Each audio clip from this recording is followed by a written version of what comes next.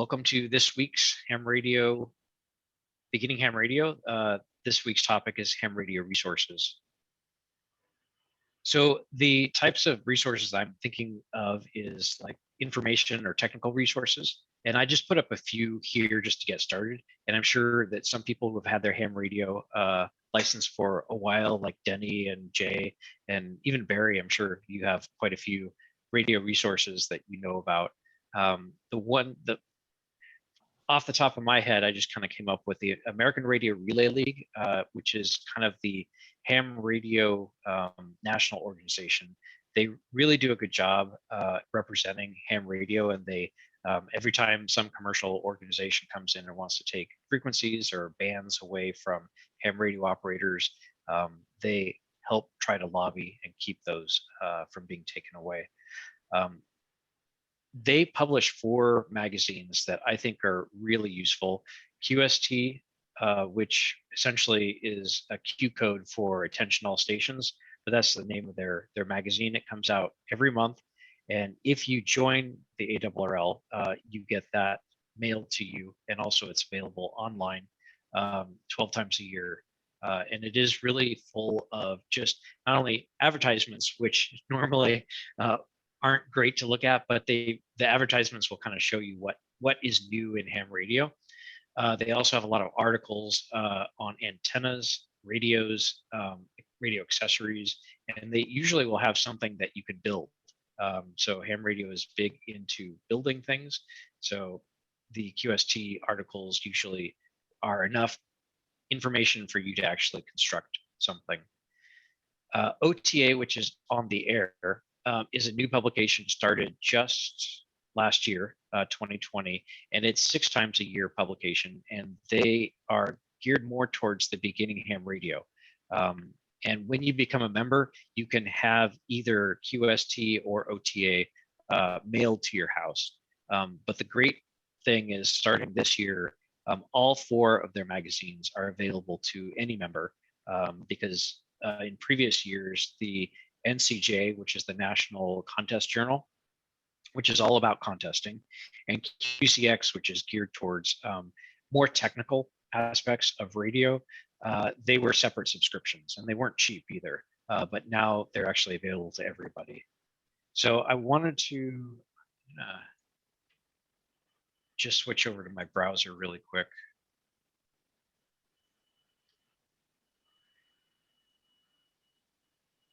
And for those of you who haven't seen it, this is the ARRL homepage. And down below here are a lot of links to their 4 magazines are down here, QST and OTA. And if we take a look at OTA, the nice thing is that they're all available online. So if you prefer to have things online, which I do, because when you start getting, when you're in the ham radio for 30 years, and you start collecting 12 of these a year, that's a lot of magazines to carry from one location to another. So there are back issues available also.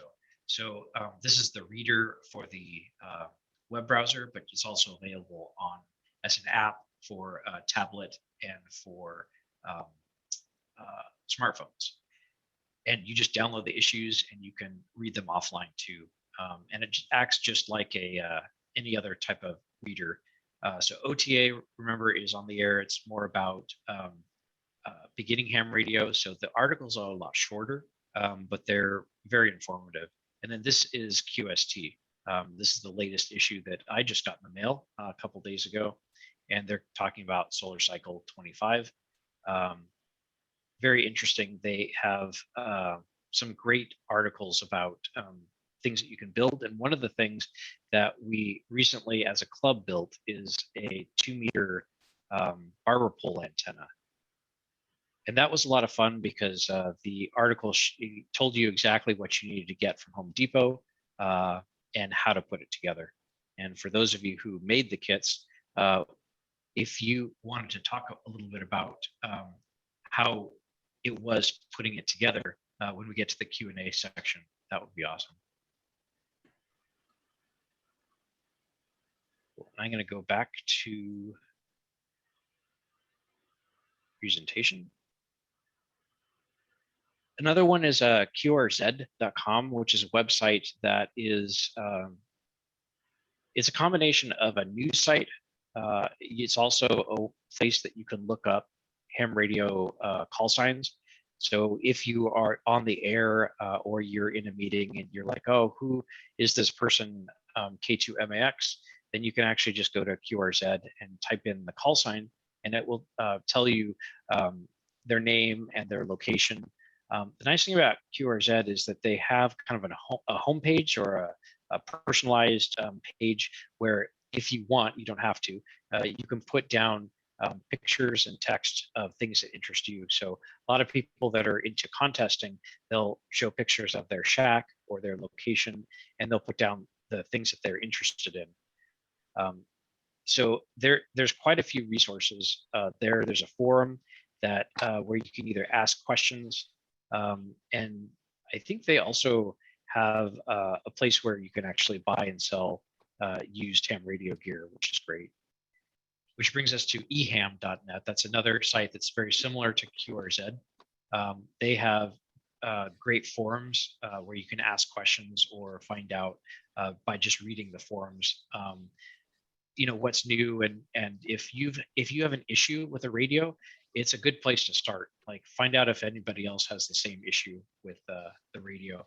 And if you're thinking about buying ham radio or other related accessories, go to eham and read their reviews. These are other ham radio people who have purchased radios or other ham related gear, and they will actually say this is the best thing ever, or they'll say this is the worst purchase ever. So it's a really good place to kind of find out what kind of problems other people have had. And it's helped me throughout the years. For example, I might see a radio that's advertised that looks really cool, but then I'll go to eham and I'll find out, well, the battery life isn't great. In fact, it's really bad. So I may look elsewhere.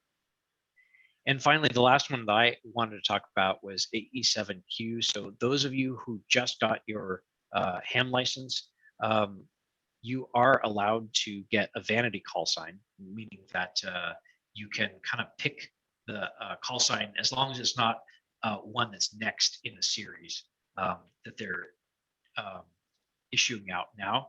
I received my call sign back in '89, and it was November 7, November Whiskey Golf, and I ended up changing that to K2MAX through the Vanity Call Sign program.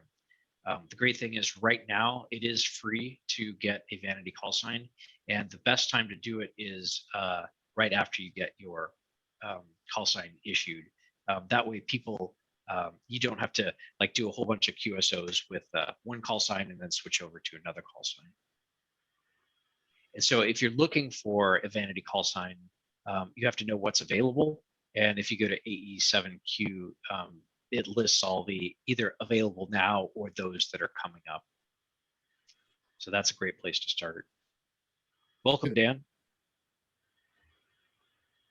Yeah, this is Barry. I was going to interject the vanity call sign thing, you know, because instead of getting alphabet soup, which probably a lot of people actually like having alphabet soup for their call sign, I was never going to remember it, mine. So I changed mine to K9BMN, which is my initials. You know, it tells you, oh, it may be difficult, but it's actually very simple to follow the instructions. And it really took me about a half an hour to go through it. And, you know, if you get your license, you know, if you get your ham call sign first, you're probably better off, instead of putting it in everywhere and then changing it later, just go and do it in the beginning. You know, and as Max said, it's free right now. So I highly recommend it. And I think even within the licensing thing, you know, within the FCC, I think you can do a search for your call sign, you know, for call signs even in there, and it'll tell you if they're being used or not. So it's actually very convenient. You know, you fill out a little form, you put in as many as 20 different call sign options that you would like.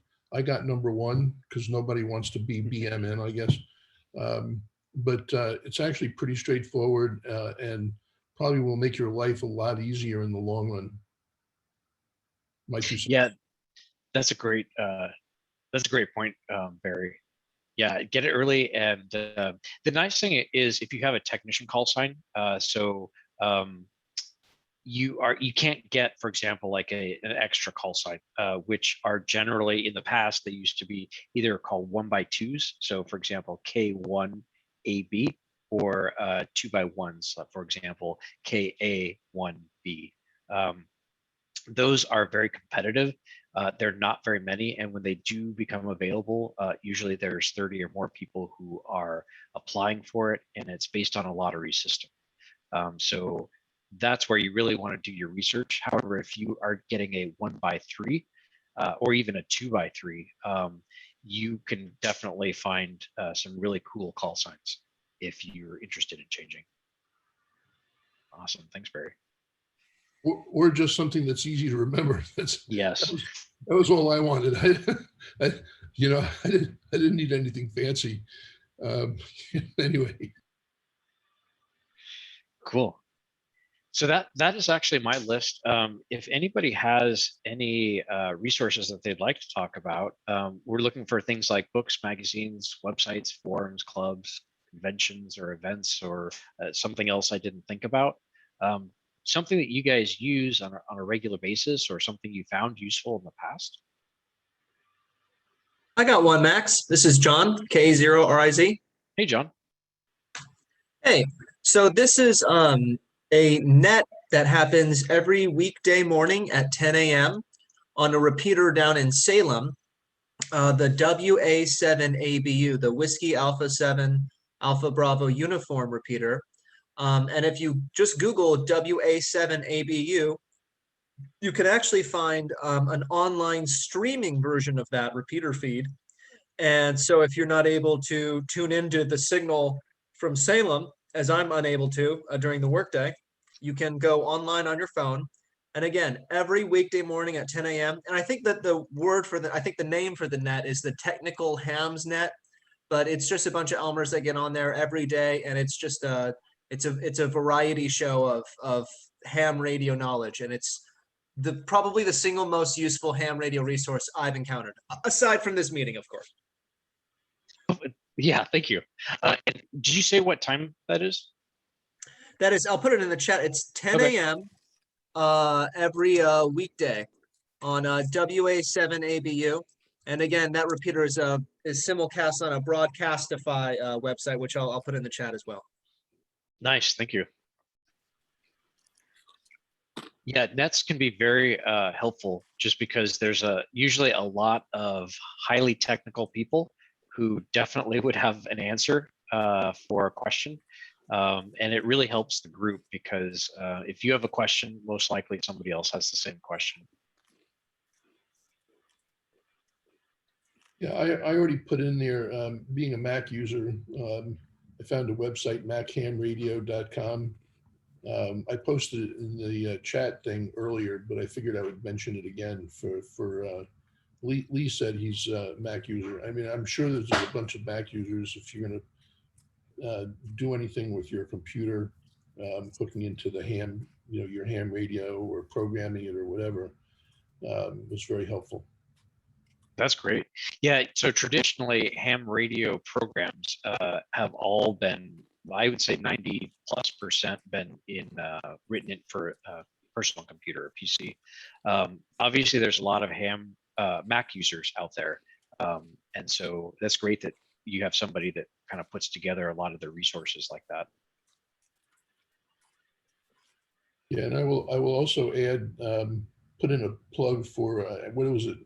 We talked about this, I think the last time was RT, the software company, because it turns out that there are some incompatibilities with the various serial plugs. So if you don't have the right cable to attach to your radio, the computer will not recognize it. I think it was, here, let me just, um, it was RT Systems. RT Systems had great softwares. It's not really expensive, but it's more than zero. And um, I ordered their cable and their software for the Mac for my handheld. And after playing around with the original Besu cord and not, trying to get it to work with the free software and the chirp and this and that, I just plugged their stuff in and just worked beautifully. So for what it's worth, put in a plug for them as well. That's awesome. Yeah, and I just put up their website, and I think they have just about every single radio you can ever think of. They usually sell the software and the cable packaged together. You can get them separately, but just if you're going to go to either buy it online or you buy it at HRO, just make sure that you get both. Thanks, Barry. And Paul put up that for the technician class that he likes the no nonsense study guide. And Paul, did you want to, is that how you studied for your ham radio test?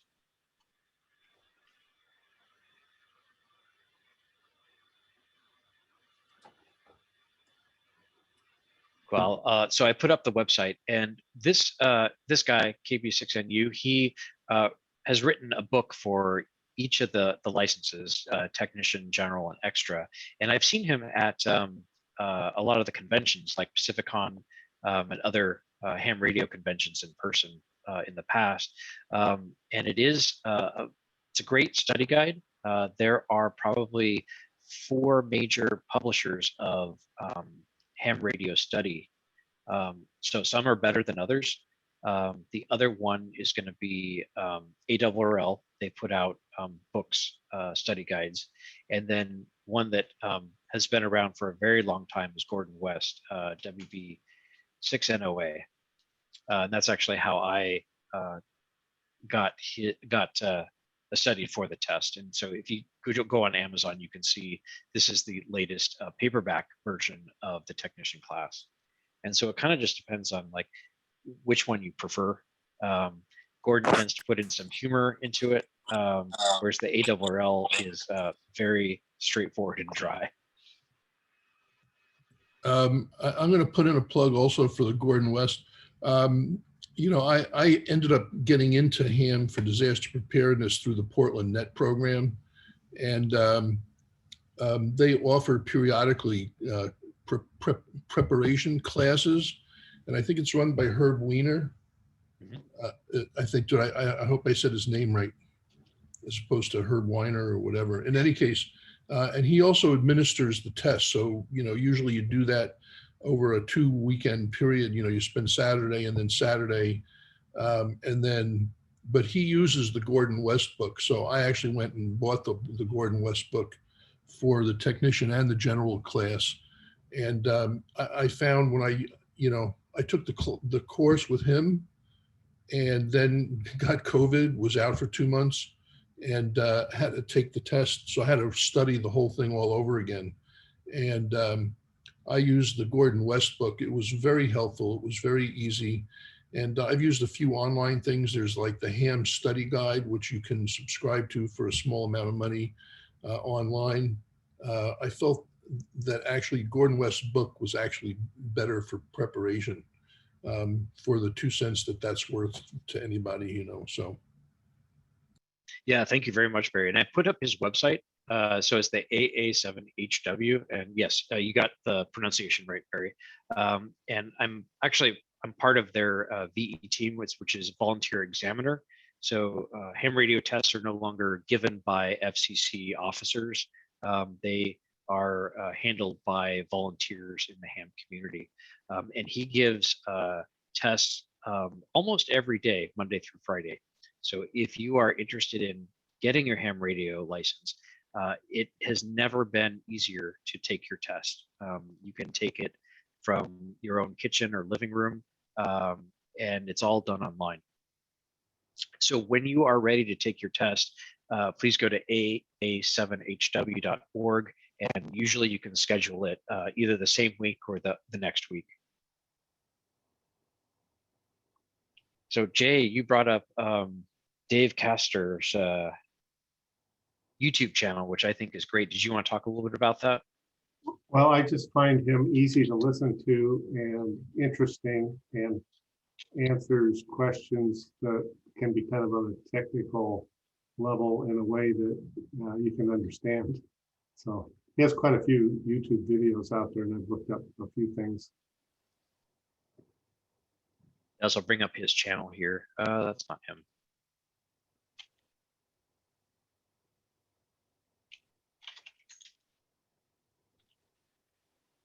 And he'll do special things on the antennas or on radios. And when I was trying to figure out how to program the FT50, he had a nice demonstration on it.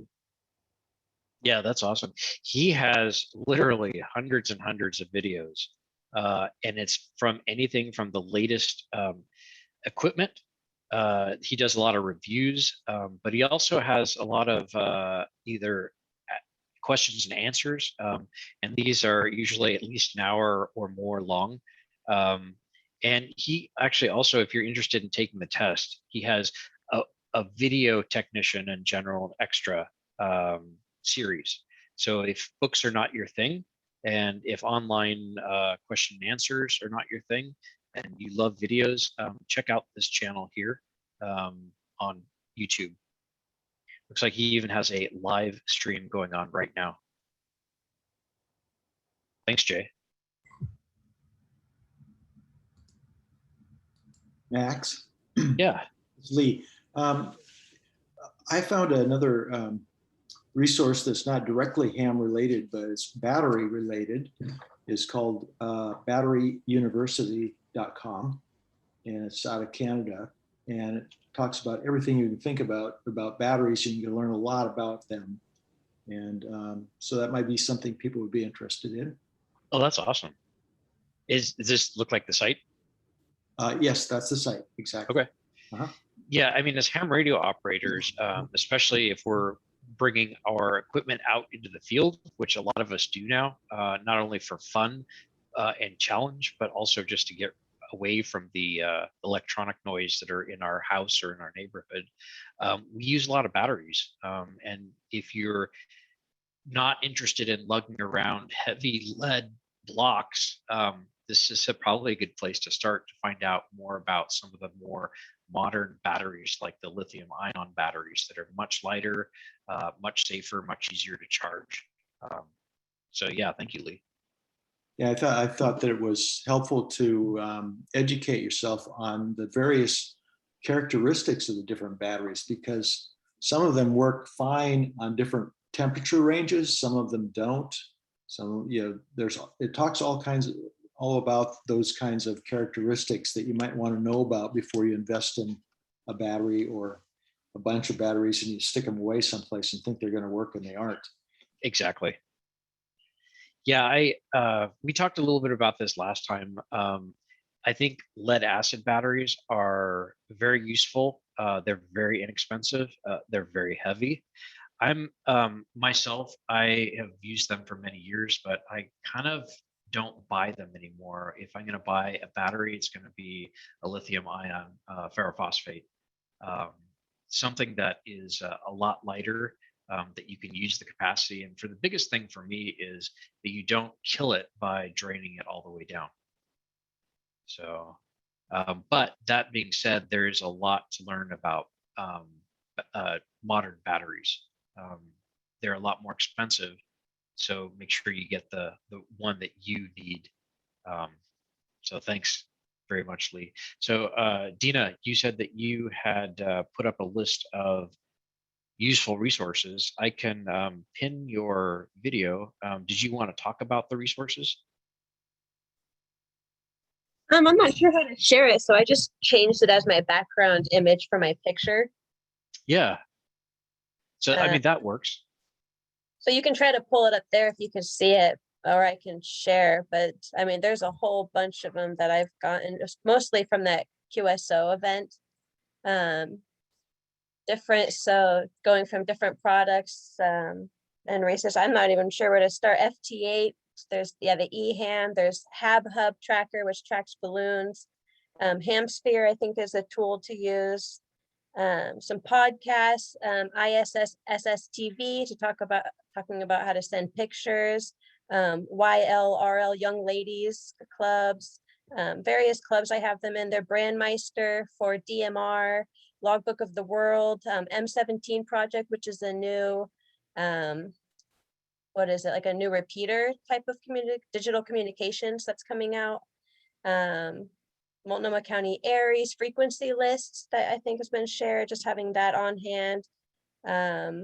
On the Road Peak Radio Association, Pacific Northwest DMR, the SOTA websites, special links for PSK reporters, radio ID for getting a digital DMR code.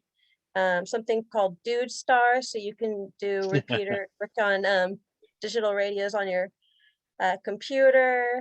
Whole bunch of different things. I'm not sure. WinLink pages. I've just have it all bookmarked onto one section. That way, if I'm ever feeling like it, I can just pop into them and do some research or utilize them. Yeah, that's awesome. It's great that you have them all bookmarked, because a lot of times, I'll come across something that's great, and if I don't bookmark it, sometimes I lose it because my memory isn't that good. Well, thank you very much for sharing. Yeah, you're welcome. Cool. Anybody else that has a resource that they like? Max, I have a resource that I'm willing to give to anybody that wants it. Our net has a lot of Yaesu FT60s, and we're needing to program them with the Multnomah County Aries frequency chart. And not everybody has cables, or they can't find the cables, or they don't want to invest in ST systems or RT systems. So this is built for Chirp, and I used it on both Mac and a Windows 10 machine, and I just took the Chirp specific instructions that come out of their website, and I just modified them to be specific to downloading Multnomah County Aries frequency chart into an FT60, and it's like a one-pager. So if anybody's interested in that thing, I use it because I do it infrequently, and I can never remember exactly what to do, and it helps me a lot. And so I'd be happy to post it or share it or email it or whatever, if anybody's interested. Yeah, that's awesome. Thank you, Lee. Yeah, one of the things we could do, if you don't mind it being posted, we could certainly post it on the site under our resources. Sure. How should I present it to you? Just email it, or? Yeah, just email is fine. Okay. Yeah, and specifically, these are directions on how to download from Multnomah County and then put it into Chirp and then upload it to your radio. Exactly. Yeah, it's Okay. just the step-by-step how to do it. That would be awesome. Okay. And for those of you who are wondering what we're talking about, so Multnomah County Aries, which I know a lot of people that are even here tonight are involved with, they have their frequency list, which you can see up here, and I'll paste the URL into chat in just a minute. But they have different lists. These are programming templates. I guess I'm looking for the actual frequency list. But they have different I think sizes. it's under resources. Resources, thanks. There it is.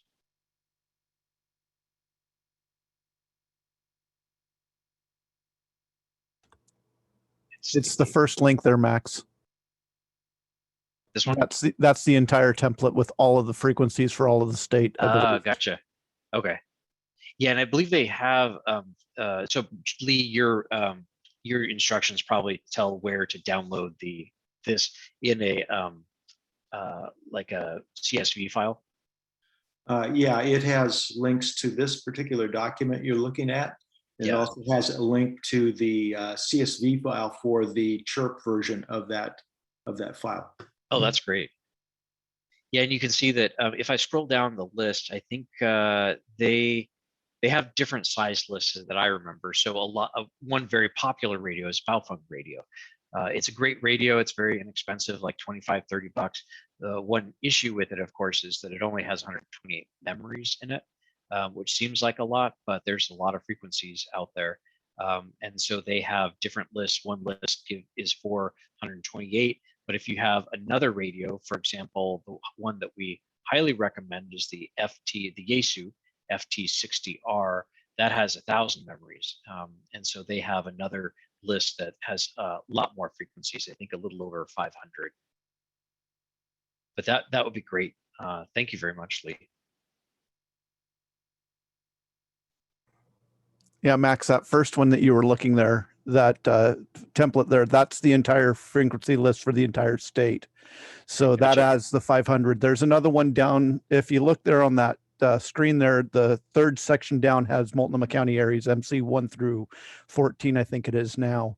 Down lower on the previous page, there's one that should be for MC areas only. And there's also the second one from the bottom is the chirp CSV file.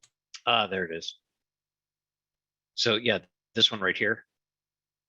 Yeah, that's the chirp file. Okay. Yep, and this is for, it says it's for programming Baofeng or Oshan similar 127 memory radios. That's great. Thank you.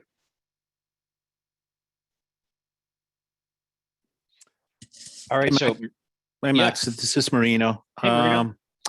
I just put a couple of links there that I wanted to contribute for tonight.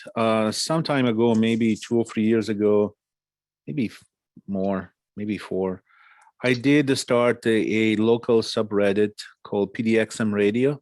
So if you are into Reddit, aside from the amateur radio subreddit, you can also go to a localized version and called PDXM Radio, where you can contribute links and stuff. The page that you're showing now is a wiki page associated with that subreddit. And in that page, I collected a bunch of links for local websites that might be of interest to people that are here in Portland and new to the radio scene, to sort of figure out what are the clubs, what are the repeater groups, et cetera, et cetera, et cetera. So. Yeah, this Marino, this is fantastic. I should have had you be the presenter tonight. Yeah, this probably has just about like everything that you could think of, it looks like, for answering a lot of the basic questions. If you're interested in getting on the air, which I highly encourage everybody do, he has a list of local VHF nets here that you can find out more information about. So that's awesome. Thank you, Marino. Yeah, you're welcome. The list of nets is a tad outdated. I admit to that. But whenever I found, basically this page is like what you guys, everybody does, you know. You browse around, you find stuff, you bookmark it, and this page was an attempt to socialize, you know, so other people could come here and find it. And find everything in one place. But anyway, good. And so this, the second link that you sent is All Things Amateur Radio in Portland, Oregon. Yes, this is the actual subreddit. Do you use Reddit as a website? I do, yeah. Yeah, so you're aware that there are so-called subreddit, which are like subsections where people post articles or links for things that are pertinent to the topic at heart with the subreddit. So I created one for Portland, and so the greater Portland metro area, including Vancouver and, you know, Gresham and Hillsborough. So the people could ask questions locally and get some help. Nice, thank you very much. Yep. All right, good. Thank you. Can I ask one question? I'm not on this site, but I am very curious to know something. Yes. Yeah. On the screen right now, it's displaying the radio tower on top of the Hopworks Brewery on Powell. Yeah. I drive by that every day. Does anybody know the deal with that? Well, click on that link. You will see exactly what's somebody had the same question. And so the theory is that the previous to the Hopworks going there used to be some kind of repair business that they had a fleet of vehicles. And so that perhaps was their antenna for their commercial radio that they had in the fleet of trucks or vans, if you follow what I'm saying. Got it. Got it. Thank you so much. That someone should really appropriate that, or maybe we should just turn it into a brewery repeater. Yeah. Yeah, it looks like a pretty good tower that they have there. And Paul, did you want to talk a little about what you put in chat, the web app Morse code decode? Yeah, sure. Can you hear me okay? Yeah. Okay, good. Yeah, I really wanted to get going on Morse. I don't have a radio. I do have a license now, but this thing is great. So I was looking for something where I could just take a keyer and ideally start keying and get feedback.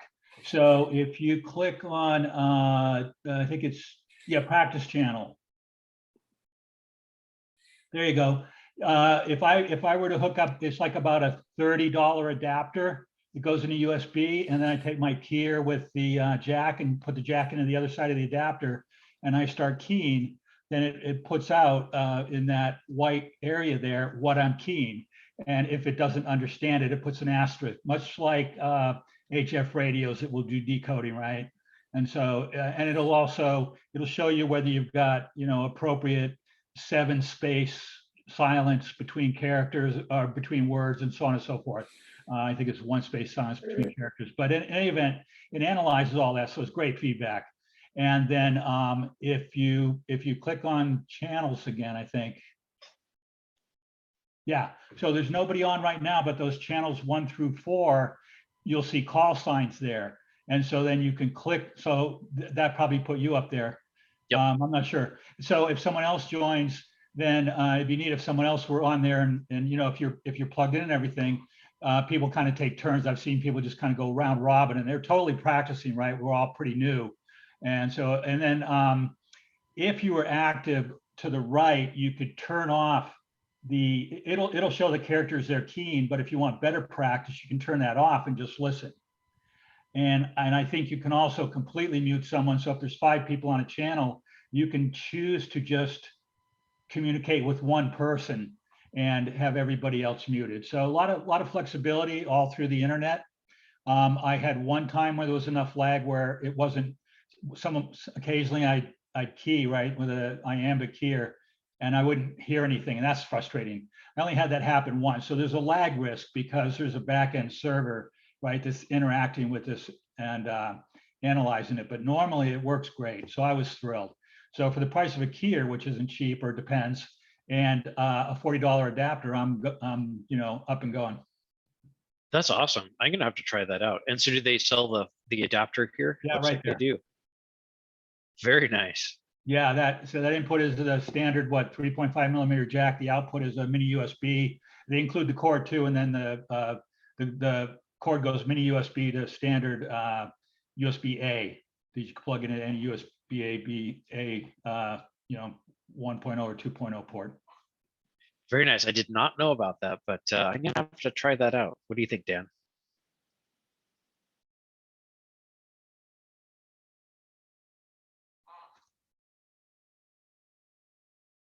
Cool. Thank you very much, Paul.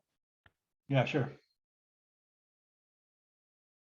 One other thing I'll mention related to that is that it's really a challenge to find a decent keyer today, right? With COVID, and you can't go to the swap meets and whatnot. I think after much conversation on this, including with Dan, which was very helpful, and others on this site, I think probably if you want one fairly inexpensive, I think American Morse is pretty good. I ended up going to Ham Radio Outlet, and I just, ponied up for gosh, now I can't think of the darn brand name of it. They're Bencher.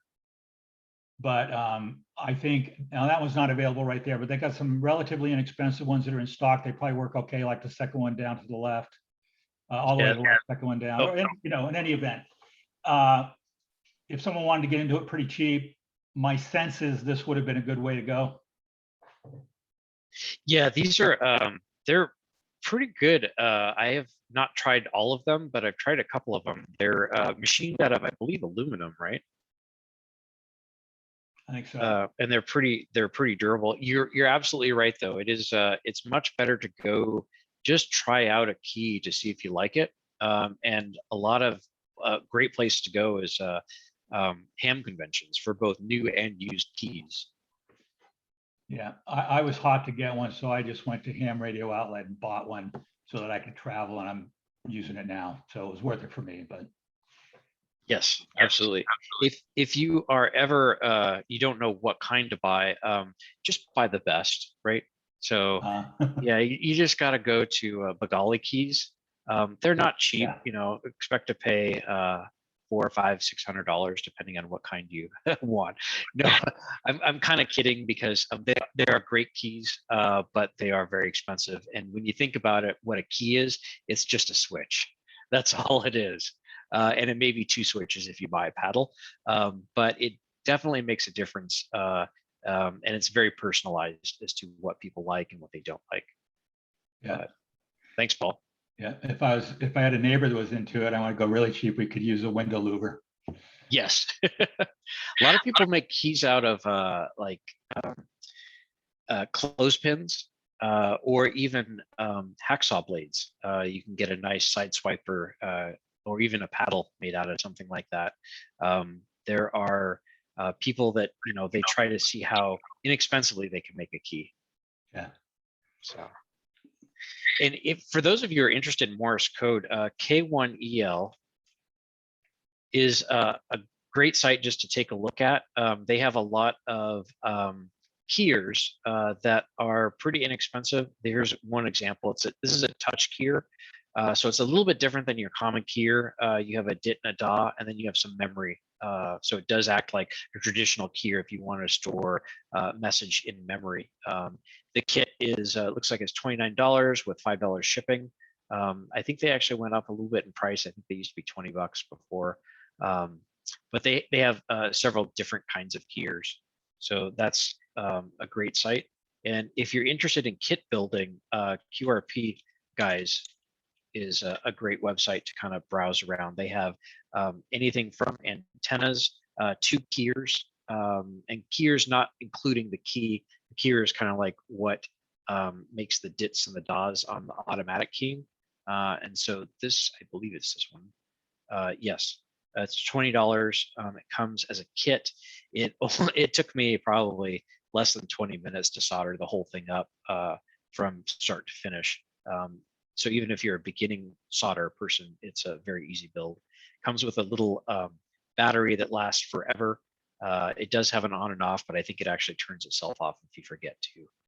And you plug a keyer and a headset into it, or a speaker if you want. But if you're interested in kit building at all, that's a great place to start. And then just if anybody else is thinking of something, I'll let you go after this next website, which is QRP Labs. I believe that's how you their Max, website. I missed that one that you're on right now. What was the name of that? If you just sorry. repeat the name. Yeah, it's called QRPguys.com. Okay, great. Thanks. Yep. And QRP Labs, they are famous for their QCX radio, and this is approximately $50 radio that comes as a kit. You need to solder it together, although I think it's a pretty easy thing to solder together. This is their newer version, so this is a slightly larger version. And they have the screen that is kind of horizontal. So it used to be, the older version used to be about the size of a cigarette pack. I believe you can still buy them, but the screen is not vertical, it's more horizontal. It's a great radio. It is a CW only radio, but it's very lightweight, sips power, very small amount of power. And it looks like their newest version, you can actually buy a case for it. Here's a picture of their previous radio with a case that I don't believe is available anymore. But you could certainly 3D print one or find another way to get it in a case or not. They also have some other kits that they sell. All their kits are listed on the left-hand side.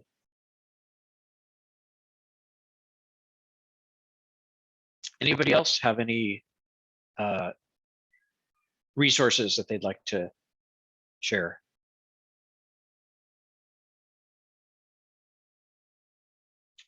One resource I'd like to tell you about is the ARRL handbook, which is probably the size of a old, thick Yellow Pages book. And that's not like a really good picture of it, but anyway, it's usually a compilation of a lot of their previous articles. And it has everything from building your own antenna to building your own radio and other tips and tricks. They come out every year, so this is published every year. So this it looks like what they've done is instead of being a big book, they actually broke it up into 6 volumes. And so you can see it's not cheap. It's $60 new in the paperback version. However, if you go to ham fests or ham clubs, you can usually get them for anywhere from $2 to $20 for versions that are a few years old. And every year they add some new stuff and they take away some of the old stuff. But one that was written in 2005 or 2011 is going to be very useful, even if it's only like $5. So one tip is if you go to a Hamfest and somebody's asking an outrageous price for an older edition of the ARRL handbook, just wait until everybody starts packing up and then go offer them a couple bucks for it. Usually they don't want to bring it home, so that's a good way to get one. Hey, Max. This book is also available in Multnomah County Library. They usually have a current version of it. Oh, that's great. That's great to know.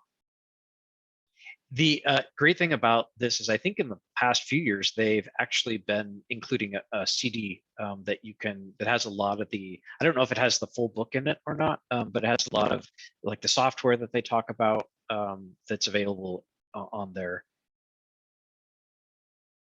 I can tell you that I did get a copy of one of the new ones, and it did have this, I don't remember if it had a CD in it, but it had a access code, and the code had not been used yet. So I actually was able to download it, and unfortunately I lost it, but yeah, sometimes you can get access that way. Oh, that's great.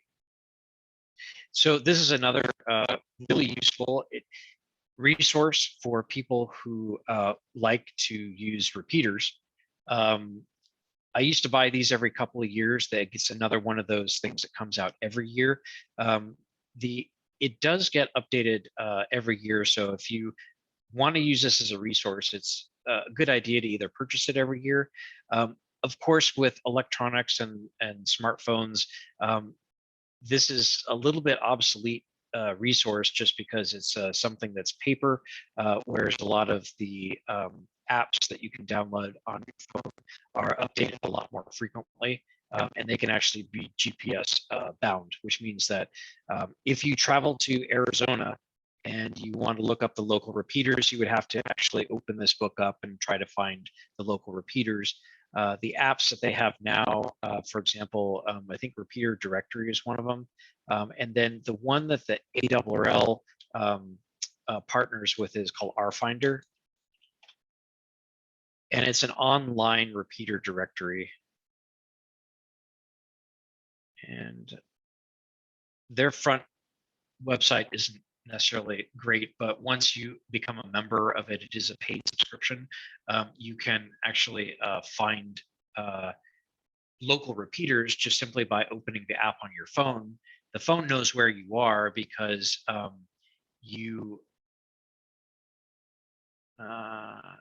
yeah, I'm not gonna, sorry. The phone knows where you are because it has a GPS in it. So it'll actually list like all of the closest repeaters to you, which is fairly helpful. They also have things like if you're taking a trip, you can kind of preload your trip into the app and it'll help you navigate the repeaters as you come into range. Cool. I'm just going to open it up to any questions in general about ham radio. Thank you very much, everybody, for letting us know what your favorite resource is. But if anybody now just has any general ham radio questions.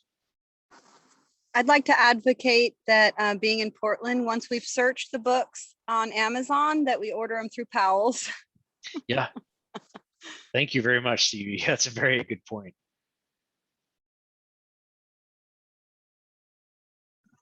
Max, I'm looking for this is John K0RIZ, by the way. I'm looking for a specific online resource.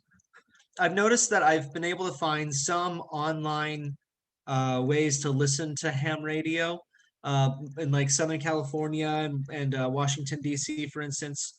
And that will display a waterfall. In other words, it'll visually display all the band activity, and I can sort of zoom in on my laptop through the internet to find or listen into whatever. Is there anything like that for the Portland area? I don't have a waterfall equipment myself, but I would like to be able to sort of visually find where the activity is. Marino, do you know, is there a SDR radio in the Portland area? Not in Portland, but you and I have discussed putting one at your house. Yeah. Yeah, I'll get that stimulus check right on that. Oh, that'd be awesome. Yeah, right. So we do have this. We have this idea. I have a spare computer, and I have an STR, and so I went and contacted the Dutch programmer that wrote the code for the WebSDR.org software. But unfortunately, he gave me access to the software. But at the point I did this was 2 years ago. They did not have a support for the SDR that I have.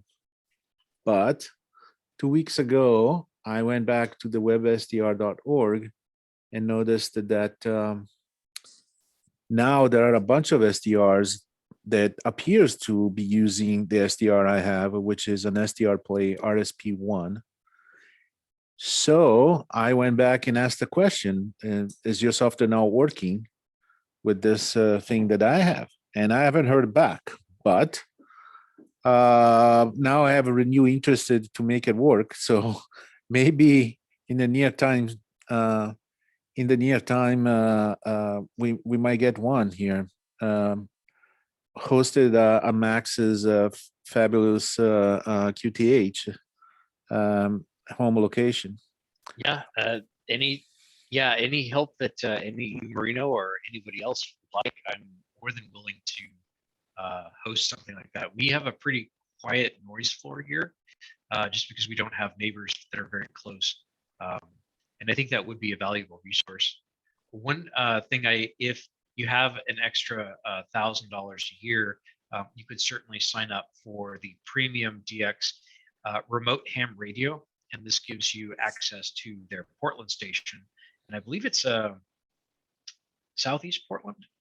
But they have, unfortunately, yes, it's $1,000 a year to subscribe, and then it's 39 cents a minute to listen, and 49 cents a minute to transmit.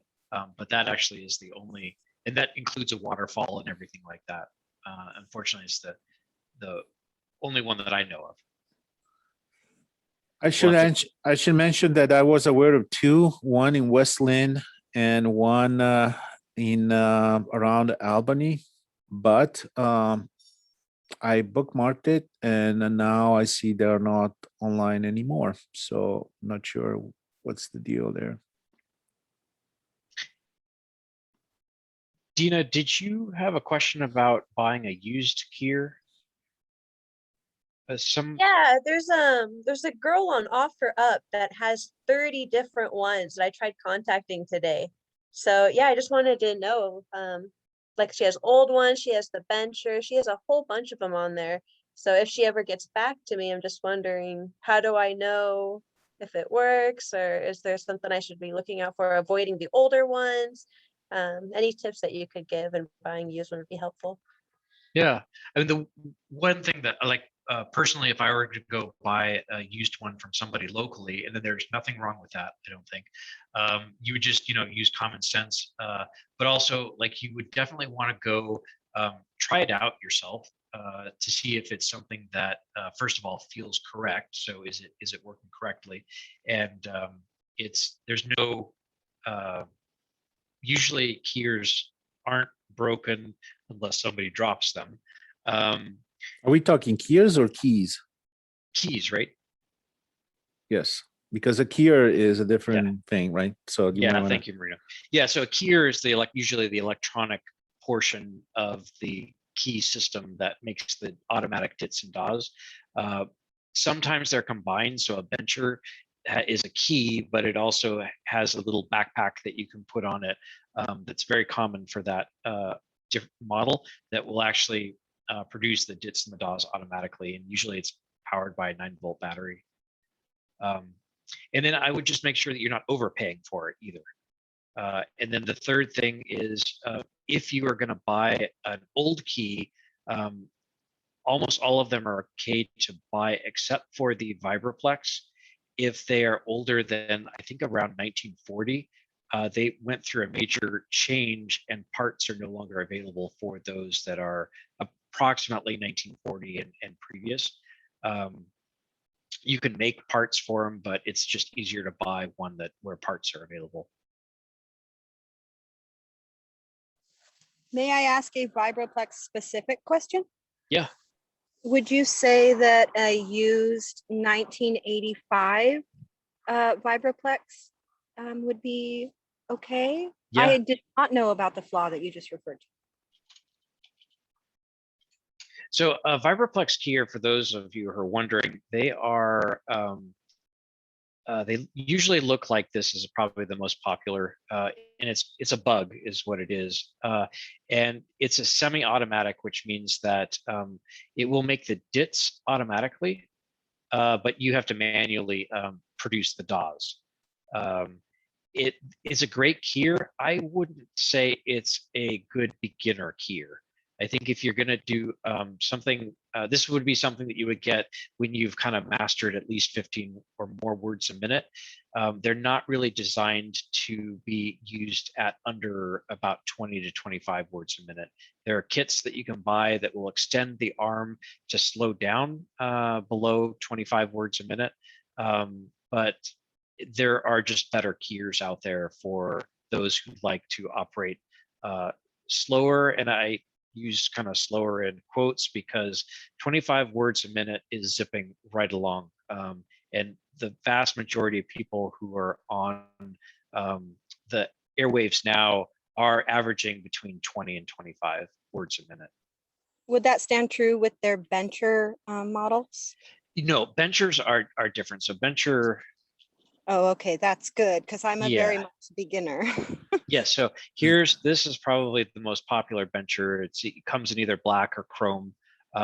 They're not necessarily the best keyer, but they usually can be purchased used for anywhere between 50 to, I wouldn't necessarily pay over $100 for one because then you're getting into new prices.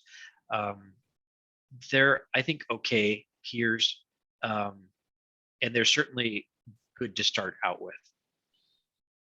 I have a comment. Yeah.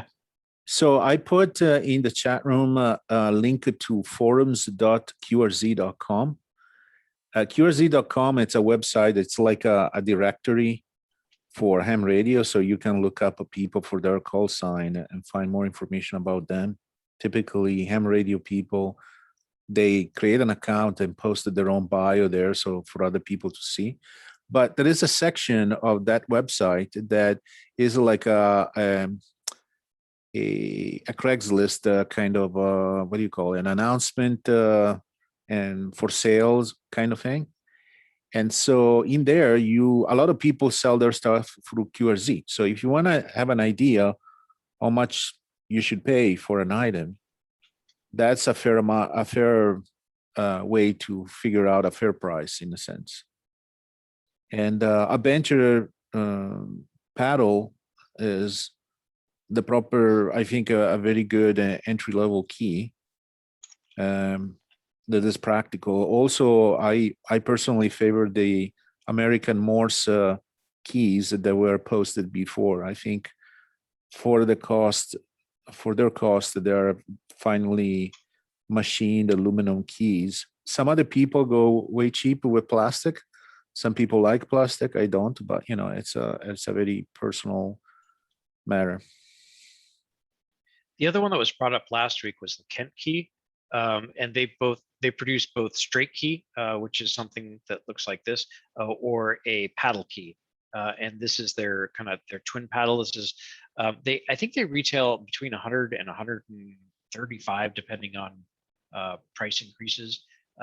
Dan has one. He really likes it. It's a very good.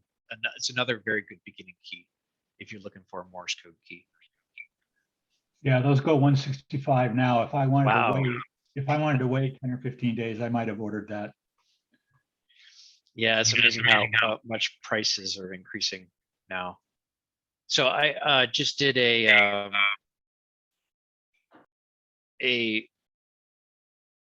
search for keys. So here's a popular one. It's a Navy flameproof key. It's an old military key, and it'll kind of give you the price. But that's a great point, Marino. Don't pay too much for a key, even if they're nice and shiny and they look new. So get kind of what the price range is for these keys. Cool. Any other questions in general?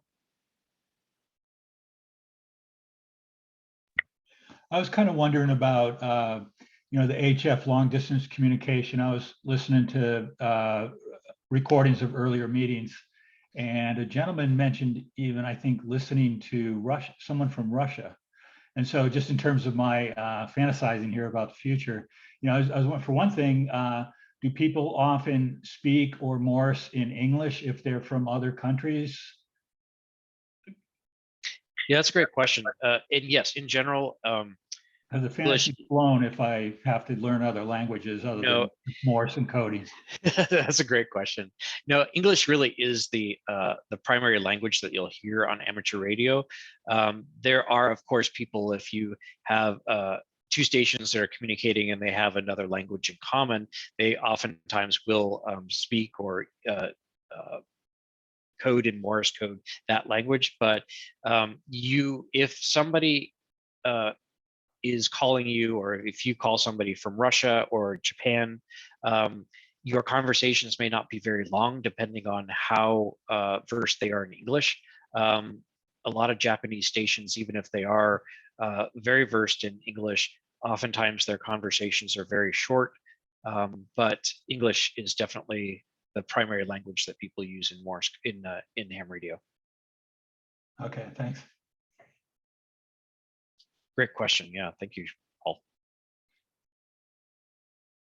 Related to that, for HF long distance, what are some of the better places to be located in the United States? I'm guessing right on the coast, maybe, if you've got line of sight to another country, or high on a mountain. But I'll see what you have to say about that. Yeah, so obviously your higher antennas and antennas that are either next to or below have great grounding below them are always good. So salt water is a great ground. There are some soils throughout the US that aren't as good of a ground. However, in general, East Coast stations have a big advantage to getting into Europe, just because it's they look over into Europe if they could see across the pond. West Coast, we have Japan, but East Coast definitely has an advantage that West Coast does not have. The other thing is, if you want to talk just within the country or into Canada also, there's just higher population over on the East Coast than there is the West Coast. Not as big of a deal with Morse code, but if you're talking QRP voice, it's better to be located on the East Coast, slight advantage.